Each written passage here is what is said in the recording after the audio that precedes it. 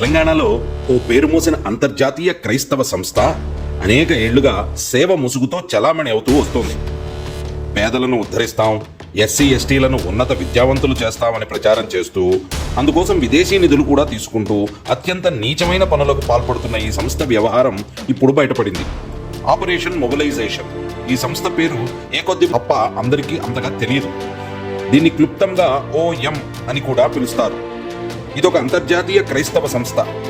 హైదరాబాద్ దగ్గరలోని మేడ్చల్ వద్ద వీళ్ల ప్రధాన కార్యాలయం ఉంటుంది.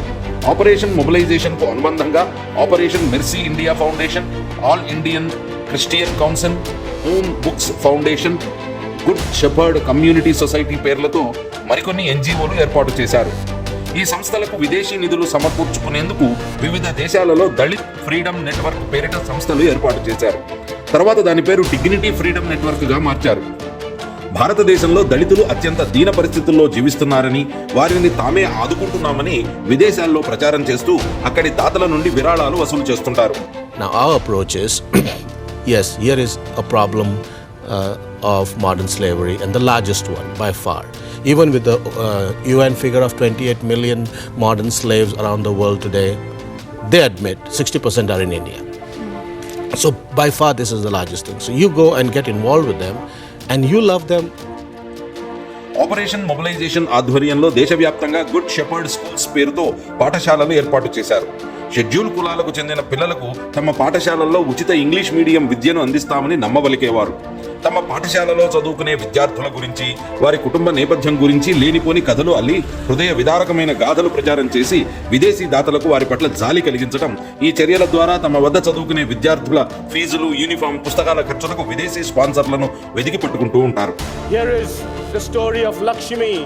One of them, tens of thousands of these children are being freed across the nation.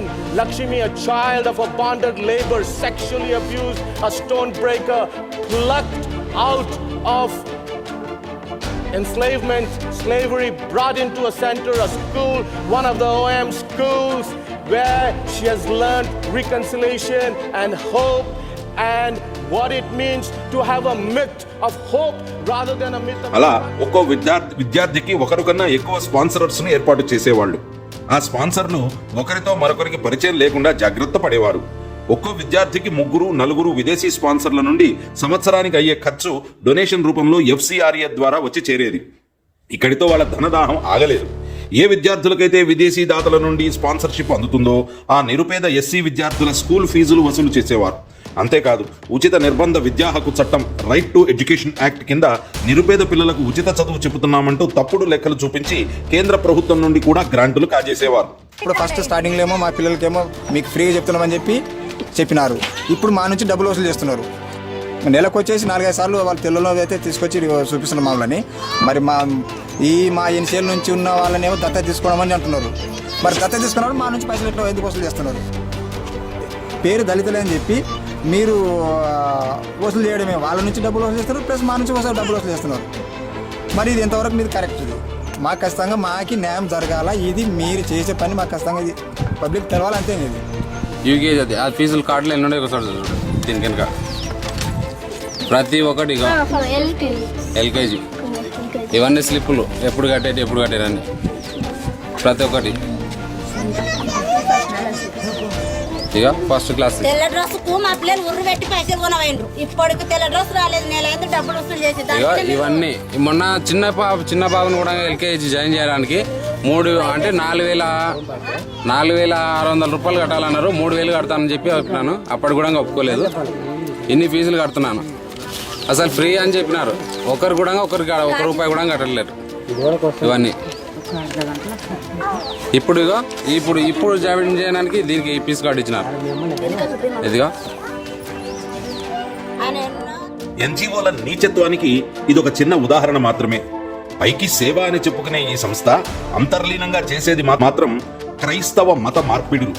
విదేశీ నిధులతో భారీ ఎత్తున క్రైస్తవ మత మార్పిడులకు పాల్పడుతున్న కారణంగా కేంద్ర ప్రభుత్వం 2020లో ఆపరేషన్ మొబిలైజేషన్ FCRA లైసెన్సును నిలిపివేసింది.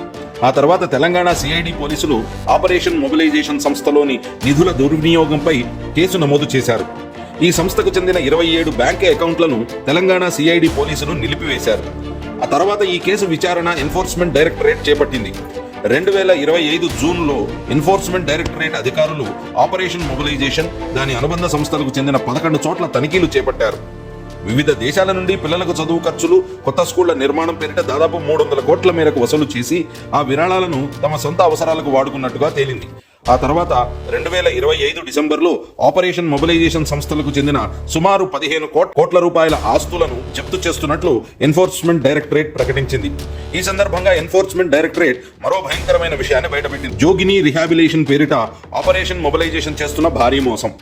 ఆపరేషన్ మొబిలైజేషన్ నడిపే గుడ్ షెపర్డ్ పాఠశాలల్లో చదువుకునే సాధారణ కుటుంబాలకు చెందిన విద్యార్థినుల ఫోటోలు విదేశీ దాతలకు పంపిస్తూ వాళ్లను జోగినులుగా చిత్రీకరిస్తున్నట్టుగా తెలిసింది. ఇటువంటి పిల్లలను జోగిని వృత్తి మాన్పించి తమ పాఠశాలల్లో చేర్పించి వారికి ఉచిత ఇంగ్లీష్ విద్యను అందిస్తున్నామని ప్రచారం చేసేవారు. ఇలాంటి నీచమైన చర్యల ద్వారా మరికొంతమంది విదేశీ దాతలను ఆకర్షించి ఒక్కో విద్యార్థిని పేరిట నెలవారీ విరాళాలు వసూలు చేసేవారు. ఎస్సీలు అయినంత మాత్రాన కష్టపడి పనిచేసుకుంటూ గౌరవంగా బతుకుతున్న తమ కుటుంబాల్లోని ఆడపిల్లలను ఆపరేషన్ మొబిలైజేషన్ జోగినీలుగా చిత్రీకరిస్తూ వాళ్ల ఫోటోలు విదేశీ సంస్థల వెబ్సైట్లో పెట్టడాన్ని నా తల్లిదండ్రులు తట్టుకోలేకపోయారు. దీనిపై వారు 2021లో పేట్ బషీర్బాద్ పోలీస్ స్టేషన్లో ఫిర్యాదు చేశారు.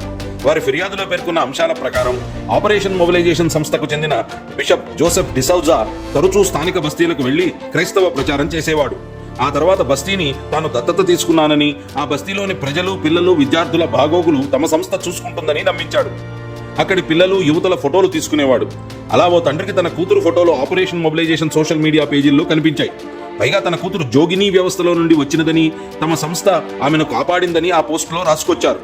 అదేవిధంగా మరికొంతమంది పిల్లలను కూడా ఎయిడ్స్ వ్యాధిగ్రస్త తల్లిదండ్రులకు పుట్టిన వారిగా ప్రచారం చేయడాన్ని బస్తీవాసులు గమనించారు. క్రైస్తవ మిషనరీ సంస్థలు చేస్తున్న సేవా కార్యక్రమాల వెనుక ఎంతటి దారుణాలు దాగి ఉన్నాయో ఆపరేషన్ మొబిలైజేషన్ సంస్థ కార్యకలాపాల ద్వారా తెలుసుకోవచ్చు. ఈ విషయాల పట్ల అందరినీ అప్రమత్తం చేయడం మన బాధ్యత. సమాజం కోసం ఆలోచించే వారికి ఈ వీడియో లింక్ షేర్ చేయండి. మరిన్ని వీడియోల కోసం ఈ యూట్యూబ్ ఛానల్కి సబ్స్క్రైబ్ చేయండి.